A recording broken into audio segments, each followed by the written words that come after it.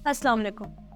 तस्वीर में नजर आ रही बिल्डिंग आप में से अक्सर लोगों ने जरूर देखी होगी। इस टावर को लीनी टावर ऑफ पीसा कहा जाता है, जो इटली में है।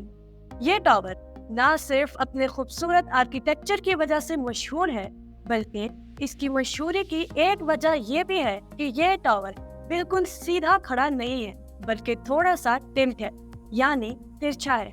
जैसे कि आप तस्वीर में देख रहे होंगे, देखने से ऐसा लगता है कि ये बिल्डिंग गिर जाएगी, लेकिन इतने सालों के बाद भी नहीं गिरी। लेकिन क्यों? क्यों ये बिल्डिंग इतनी टिल्ट होने के बावजूद भी नहीं गिरी? और क्या कभी ये टावर वाकई में गिर सकता है? चलिए जानते हैं आज के इस वीडियो में। ये बिल्डिंग भी किसी आम बिल्डिंग की तरह बिल्कुल सीधी बनाई गई थी, लेकिन वक्त के साथ साथ ये तिरछी होती गई। इस बिल्डिंग की 800 साल तारीख में कई बार इसे सीधा करने की कोशिश हो चुकी है। 1990 में इटालियन गवर्नमेंट ने पीसा के इस मशहूर लीनिंग टावर को मजबूत और सीधा करने के लिए एक्सपीरियंस्ड और माहिर इंजीनियर्स बुलाए। इस टीम ने एक मॉडल पेश किया और उन्होंने कहा कि अगर ये टावर 5.44 डिग्री के एंगल तक टिल्ट कर जाता है तो वो गिर जाएगा। लेकिन कमाल की बात ये थी कि ये बिल्डिंग 5.5 डिग्री तक भी टिल्ट की, फिर भी नहीं गिरी। किसी को ये नहीं पता था कि ये टावर अब तक कैसे खड़ा है। इस मामले को समझने के लिए पहले ये समझना होगा कि ये टावर क्यों झुका था। इस बिल्डिंग की तामीर 12th सेंचुरी में हुई थी, यानी आज से तकरीबन 750 साल पहले। इटली के उस वक्त के इंजीनियर्स और आर्किटेक्ट्स अपने काम के लिए जाने जाते थे और बहुत महारत रखते थे, लेकिन उनके इंजीनियरिंग मालूमात के बावजूद जिस जमीन पे वो लोग खड़े थे उसके बारे में उनके पास काफी कम मालूमात थी। पीसा का नाम एक ग्रीक लफ्ज से आया है, जो दलदली जमीन के लिए इस्तेमाल होता है, जो इस शहर के नीचे जमीन में मौजूद क्ले, गीली मिट्टी और रेत को काफी परफेक्टली डिस्क्राइब करता है। बहरहाल इस सिचुएशन को जाने बगैर इंजीनियर्स ने कंस्ट्रक्शन शुरू की। बदकिस्मती से सिर्फ 5 साल के अंदर ही टावर की साउदर्न साइड पहले से ही जमीन के अंदर ऑलरेडी चली गई थी, यानी बिल्डिंग थोड़ी सी टिल्ट हो गई थी।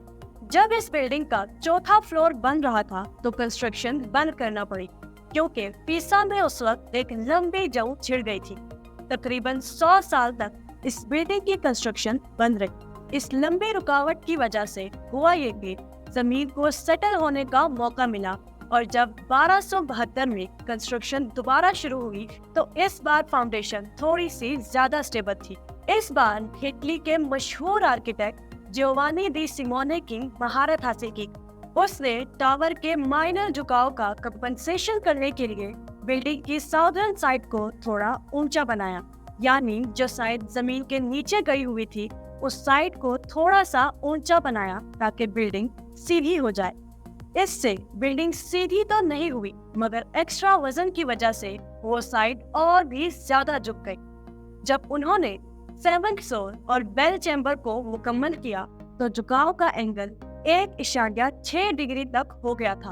अब हो ये रहा था कि टावर हर साल थोड़ा सा टिल्ट हो रहा था। नंबर्स में बोलूं तो ये टावर हर साल 0.05 डिग्री के हिसाब से टिल्ट हो रहा है। उसके बाद से बहुत बार कोशिश की गई कि इसको सीधा किया जाए और जो टिल्ट हर साल हो रहा है उसे रोका जाए। 1838 में उन्होंने टावर के बेस के इर्द गिर्द एक वॉक भी खोदा ताकि संकन फाउंडेशन को देखा जा सके, लेकिन सपोर्टिंग सैंड को हटा देना सिर्फ झुकाव मजीद वर्स कर देना। 1935 में इटालियन कॉर ऑफ इंजीनियर्स ने बेस को मजबूत करने के लिए मोटर डाला, मगर मोटर फाउंडेशन में बराबर तरह से डिस्ट्रीब्यूट नहीं हुआ, जिससे एक और सडन ड्रॉप हुआ।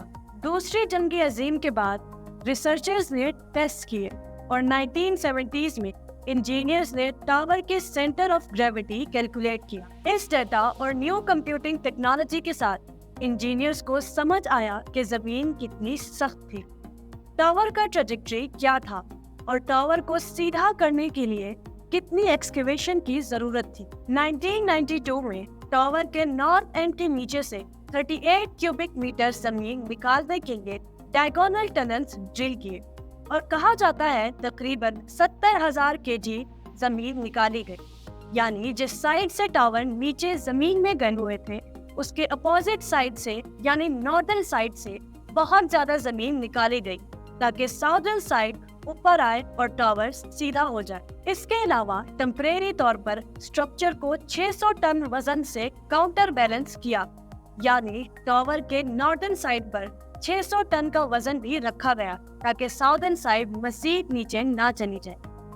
इसके अलावा बेस को स्टील केबल से एंकर भी किया गया। फाइनली 2008 में ये अनाउंस हुआ कि थोड़े से टिल्ट के साथ ये टावर स्टेबलाइज हो गया है। आज ये टावर 4 डिग्री पर टिल्ट करता है, लेकिन अब ये स्टेबल है और पहले की तरह हर साल टिल्ट भी नहीं हो रहा। एक्चुअली उन्होंने इस टावर को पूरी तरह से स्ट्रेट किया ही नहीं था, क्योंकि ये टावर मशहूर ही इसकी लीनिंग की वजह से है।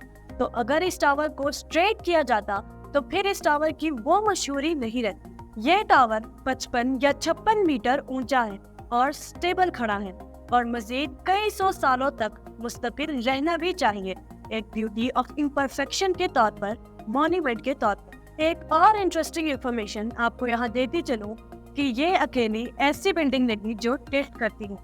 जर्मनी में एक टावर है लीनिंग टावर ऑफ सुरसेन के नाम से।